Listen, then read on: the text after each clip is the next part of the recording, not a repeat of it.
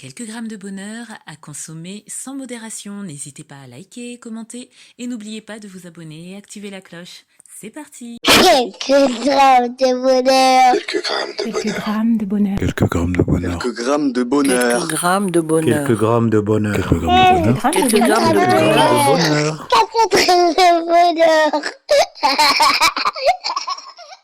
Bonjour ou bonsoir, quelle que soit l'heure, bienvenue à tous. Aujourd'hui, nous sommes avec Caïs, 48 ans, qui réside à Roissy-en-Brie et qui est éducateur spécialisé. Bonjour Caïs.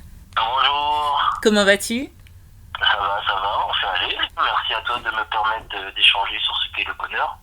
Oh, ben c'est avec plaisir. Ou alors plutôt ce qu'est le bonheur, c'est dans quel instant, dans quel moment on peut se donner la peine de le trouver. Oh, très joli, je m'en resservirai de cette formulation. Alors, tu es éducateur spécialisé, ça fait un bail que je n'en avais pas eu parce que pendant une période, j'en ai eu un paquet. Et donc, petit rappel pour ceux qui débarquent seulement sur le podcast, vous pouvez aller voir d'anciens épisodes. J'ai eu une série d'éducateurs spécialisés qui étaient spécialisés dans différents secteurs. Alors, quel est le tien du coup ? Moi, pour l'instant, c'est la protection de l'enfance. D'accord, tu peux un peu expliquer ce qu'est la protection de l'enfance ? Donc, l'aide sociale à l'enfance, anciennement la DAS, qui s'occupe d'enfants, plusieurs enfants, ça peut être des enfants qui ont subi des maltraitances, des enfants, là en ce moment on a beaucoup d'enfants qui viennent des pays extérieurs, Oui. donc qui sont en errance et qui sont des migrants. On a aussi des enfants maltraités des parents et des enfants qui sont en fugue, et des enfants aussi qui sont eux-mêmes auteurs de larcins, de délits, donc on essaie de gérer avec tout ce petit monde-là. La particularité de l'endroit où je travaille, c'est que c'est un accueil d'urgence. Oui. Donc voilà, on reçoit les jeunes une nuit ou 2 semaines au maximum avant de les orienter vers notre lieu qui leur correspond le mieux possible. Donc voilà, en gros, de manière très succincte. D'accord. Donc il y a beaucoup de turnover. Oui, pardon. Il y a énormément de turnover, donc c'est la mise à l'abri de la protection, quoi. C'est un métier qui te plaît ? Tu fais ça depuis longtemps ? Ouais, j'ai fait ça depuis. Enfin, avant ça, j'étais animateur, donc comme beaucoup d'éducateurs, on est beaucoup d'éducateurs à être animateurs avant. Et puis de fil en aiguille, on arrive à faire. Mais je pense que c'est un métier qu'on ne fait pas sans mémoire. C'est clair. Parce que on donne beaucoup de sa personne, il faut apprendre à avoir ses reculs pour pouvoir rester dans l'empathie, mais sans prendre la douleur de l'autre pour pouvoir l'accompagner, le guider au mieux. Donc moi, j'aime beaucoup mon métier parce que c'est un métier que je travaille avec ce que je suis. J'ai pas d'uniforme à porter, que ce soit uniforme vestimentaire ou même un masque. Je fais avec ce que je suis. Et ça m'apporte beaucoup, ça m'apporte beaucoup. Pas financièrement, loin de là, mais sur justement l'épanouissement personnel. Oui. Et justement, je trouve qu'il y a un très fort lien avec le bonheur. Si je peux faire un lien, c'est que il m'arrive de m'occuper d'enfants totalement différents. Donc l'enfant qui est né en France, qui a sa famille, et qui a fugué parce que son père ou sa mère, je dis un exemple, dit non, tu vas te coucher à 22h, donc pas content, monsieur, madame s'en va, il fugue pendant une semaine. Petit déjeuner, on lui donne du pain, du Nutella, il nous fait tout un sketch parce que ça lui va pas. Et puis l'autre gamin qui vient du Zaïre, d'Afghanistan, qui a traversé la Libye, etc., qui arrive, on lui propose une chambre, on lui donne du pain et de l'eau, et il nous dit merci pendant 3 semaines. Ah oui. Donc voilà, une grosse différence qui permet de dire, des fois, on dit, mais tu te rends pas compte de la chance que t'as, quoi. Oui. Dans le pays, voilà. Donc, c'est vrai que c'est important, je trouve, de nos jours, de faire prendre conscience à la jeunesse, plutôt que de regarder ce que tu n'as pas, regarde ce que tu as. Exactement. Et essaie de faire avec, quoi. Ouais, en tout cas, on sent que tu aimes ton métier. Et du coup, en t'écoutant un peu, on se dit qu'ils ont de la chance de t'avoir parce que tu as un certain recul, une certaine analyse. Je sais pas, je suis assez chiant quand même. Je devrais faire des gros mots, pardon. Mais bon, oui, j'ai l'impression qu'il y en a certains qui m'apprécient. De toute façon, après, comme on a pu le voir avec d'autres éducateurs, il faut du cadre, ils demandent du cadre. Donc, si c'est ce que tu appelles être quelque peu énervant, pour reformuler,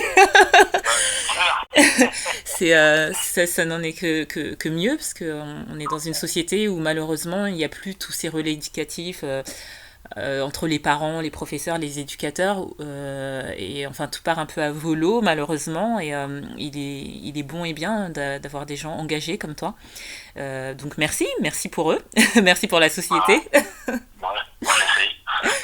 Et du coup, est-ce que le bonheur que tu vas nous partager a un rapport avec ton métier ou pas du tout ? Alors, c'est un peu difficile, je sais pas si le terme, mais c'est c'est que j'ai pas forcément un bonheur à partager. Oui. J'en aurais des 48 ans de bonheur à partager parce que j'ai une conception peut-être un peu, pour certains, simpliste ou pour peut-être d'autres utopistes, mais j'ai pas la sensation. C'est que il n'y a pas un jour pour moi où j'ai pas un moment de bonheur. Oui. Il n'y a pas un jour où j'ai pas un moment de bonheur. Après, il y a des bonheurs de différentes intensités. Le bonheur que j'ai eu à la naissance de mes filles, c'est quelque chose ceux qui ont eu des enfants, on peut pas épiloguer, il faut le vivre, quoi. Faut Oui. le vivre pour comprendre. Donc tu as des filles, tu as des enfants? Et j'ai deux magnifiques filles. D'accord. Donc le bonheur qui m'est déjà arrivé d'être dans les transports en commun et de pas forcément être de bonne humeur ou pas me sentir bien dans mon corps et recevoir le sourire de quelqu'un. Oui. Un sourire, un homme ou une femme, un sourire, et que ce sourire vraiment, enfin, mais c'est vrai, parce que ça me donne de la chaleur dans mon corps et que ça y est, je me remets moi-même à sourire, voilà, ça c'est vraiment du vrai bonheur, quoi. Mm-hmm. Donc j'aurais tellement de bonheur à citer. Le bonheur d'avoir une maladie et puis ensuite voir qu'on est guéri. Oui. Et ça, j'ai souvent des problèmes de dos, des sciatiques, des trucs comme ça peut durer une semaine, 2 semaines, et puis une fois que c'est parti, je retrouve la faculté de mon corps, de mes capacités physiques, et c'est un vrai bonheur. Voilà. Donc là, le dernier bonheur que j'ai eu, c'est en partant de chez moi, il y a ma compagne qui accueillait ses 2 filles. Elle a une fille de 10 ans, ils se sont étreints dans les bras l'un de l'autre, et juste être spectateur de cette scène m'a fait du bien. Pour moi, ça c'est un bonheur. Oui. Voilà, c'est des choses très simples, des choses très très simples dans lesquelles je peux tirer un bonheur. Enfin, tu dis très simple à la fois oui et non, parce que finalement, là où tu es très, comment dirais-je, rafraîchissant quelque part, c'est que tu vis vraiment la vie telle qu'elle vient et telle qu'elle est, et tu sais vraiment en apprécier chaque instant, parce que c'est vrai que tu parlais un peu de ces adolescents qui ont tout et qui voient plus, les petites choses de la vie. Toi, tu es vraiment dedans, et c'est important, comme tu dis, un sourire. Enfin, ce sont des choses limite qu'on voit plus. On voit les gens dans les transports, ils sont là, le front fermé. Voilà, dans leurs soucis, dans leur téléphone, et c'est très important ce que tu dis, ou voir le bonheur des autres qui te procure à toi-même du bonheur, ou apprécier ce que la vie t'a donné, tes filles, ton travail ou autre, et ça c'est très très profond et fort ce que tu dis finalement. Donc non, ça n'est pas si simple que ça, et je ne trouve pas que ce soit une vision simpliste comme certains pourraient le penser, mais que c'est une vision plutôt profonde, et que c'est quelque chose qui permet de jouir pleinement de la vie finalement. Tout à fait. Et il y a une phrase, alors je ne sais plus si c'est Lao Tzu qui a dit ça, c'est un philosophe asiatique, je crois que c'est Lao Tzu, je ne sais pas. Oui. Alors la phrase exacte à peu près, c'est voilà, le bonheur n'est pas au bout du chemin, le bonheur c'est le chemin. Wow. Et souvent j'ai cette image et moi-même qui essaye de me conscientiser par rapport à ça, je me rends compte qu'étant pris dans le quotidien, je vais marcher de chez moi à la gare et je vais être pris par le temps, et je vais me focus sur allez, il faut que j'arrive à la gare, donc je vais courir, je vais regarder droit devant moi. Oui. Et j'oublie de regarder à droite, à gauche, les petites fleurs qui poussent, les gens, les personnages que je peux croiser, le ciel, etc. Alors que je peux mourir dans 2 heures. Exactement. Et l'important, c'est pas, enfin, tout est important, mais c'est aussi le présent. Et on vit pour ça, enfin, c'est ma conception de la vie, je suis pas en train de dire que c'est la vérité. Mais voilà, le bonheur, c'est ça, c'est être conscient, vivre en pleine conscience. Parce que se rendre compte là actuellement qu'on a mal à la jambe, et ce que là c'est précisément mon cas, là j'ai ma sciatique qui s'est réveillée là depuis 2 jours. Oui. Ça, je vais pas dire de gros mots, mais ça m'agace très fortement. Oui. Ça m'handicape, je boite. Il fut un temps, ça m'aurait énervé encore plus. Donc, parce que ça m'aurait énervé de me voir mon incapacité, donc ça m'aurait crispé, j'aurais encore plus mal. Oui. Et là, peut-être aussi l'âge aidant, je me dis bon, c'est un passage, ça me fait mal, et puis quand ça me fera plus mal, je vais encore profiter, pouvoir gambader, lever mes jambes, et puis je serai content. J'ai même du mal à l'exprimer que même la souffrance peut être une forme de bonheur. En sachant, attention, je précise, à condition de savoir qu'à un moment donné, cette souffrance va s'arrêter. Oui, bien entendu. Oui. On est bien d'accord dessus. Dans ce là, on va me dire, bah tiens, on va te foutre en tôle pendant 50 ans et puis tu seras dans le bonheur. Non, ça n'a rien à voir. Oui, mais c'est exactement ça, ce que s'arrêter, relativiser, profiter. Ce sont les mots que tu m'inspires en nous partageant toute cette multitude de bonheur, toute cette succession de bonheur. Et merci, ça fait du bien. C'est un bon rappel pour beaucoup et je suis sûre que bon nombre des auditeurs vont y réfléchir, vont relativiser sur leur vie, vont s'arrêter sur les moments de leur journée, de leurs heures, leurs secondes et vont commencer à voir la vie qui passe autrement. Parce que il faut pas oublier qu'on a la chance d'être en vie. C'est que ma conception de la vie, quel que soit ce qu'on vit, quel que soit le caca dans lequel on se trouve, moi c'est mon point de vue et c'est ce que j'essaie d'enseigner à mes jeunes, c'est qu'on a tous une part de responsabilité dans la situation dans laquelle on se trouve. Donc à partir de là, voilà, maintenant on a la chance de vivre l'expérience qu'on vit, quelle qu'elle soit. On a la chance de pouvoir respirer, de pouvoir se servir de nos membres, ceux qui en ont, et même ceux qui sont en fauteuil roulant, des fois, souvent les personnes handicapées nous donnent des leçons de vie. Oui. Souvent même des enfants qui ont des graves maladies, qui sont alités pendant, nous donnent des leçons de vie. C'est vrai. Sur nous, qui nous disions dans la norme, etc. Donc c'est pour ça que moi je me dis, il y a des moments où j'ai envie de me plaindre et je m'interdis de me plaindre. J'ai pas le droit, plutôt que de me plaindre, je dis bah merci pour ce que j'ai, merci pour voilà. Et avançons. Et souvent ça aide aussi à ça va beaucoup mieux, le psychologique a un très fort pouvoir sur le physique. Oui, c'est vrai. Donc, si on veut être dans le bonheur, on sera dans le bonheur, si on veut être dans le malheur, on sera dans le malheur.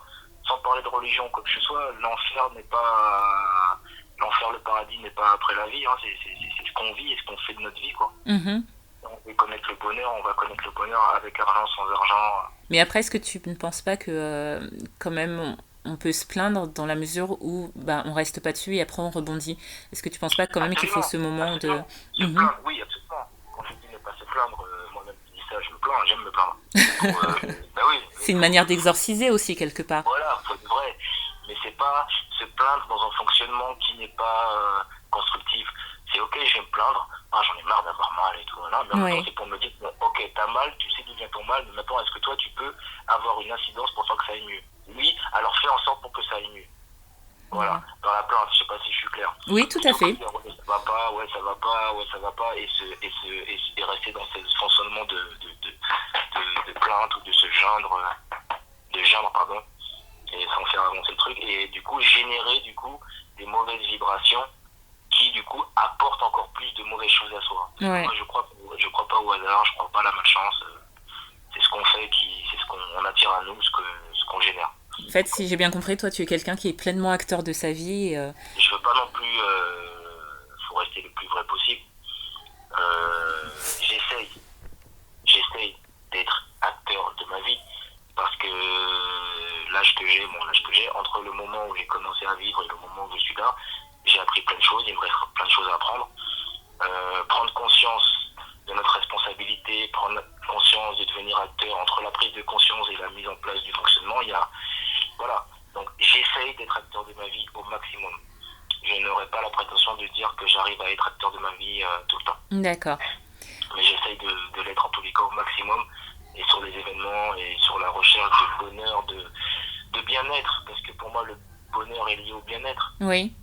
Donc c'est d'abord la recherche du bien-être, mais sans le bien-être, sans que ça soit au détriment des autres et de l'environnement. D'accord. Voilà, pour moi c'est important, parce que je peux pas être dans le bien-être si c'est au détriment des autres ou au détriment de ce qui m'entoure. Tout à fait. D'accord, écoute, merci encore pour ce partage qui encore une fois on fera... Je t'en prie, qui encore une fois on fera réfléchir plus d'un, à commencer par moi. Et je te souhaite vraiment de prendre soin de toi, de tes filles, de ta compagne et ses filles, de ce travail que tu aimes, et puis de continuer à être dans cette philosophie de vie.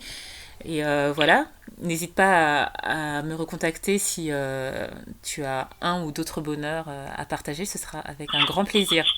Sans problème. Sans problème. Et puis, bonne continuation à toi, et puis je m'abonne. Oh, merci, c'est gentil. Je m'abonne. Merci beaucoup, à bientôt. À très bientôt. Et n'oubliez pas, vous autres, le bonheur aussi léger soit-il n'est jamais loin. Alors sachez le voir, vous en saisir et l'apprécier. À bientôt. Quelques grammes de bonheur. Quelques grammes de bonheur. Quelques grammes de bonheur. Quelques grammes de bonheur. Quelques grammes de bonheur. Quelques grammes de bonheur. Quelques grammes de bonheur. Quelques Quelques grammes grammes de bonheur. bonheur. 4 grammes de bonheur. Également envie de donner un peu de bonheur en partageant le vôtre ? N'hésitez pas à prendre un rendez-vous téléphonique avec moi pour une interview sur le lien suivant que vous trouverez également en barre d'infos. À très vite et n'oubliez pas de vous abonner. Merci.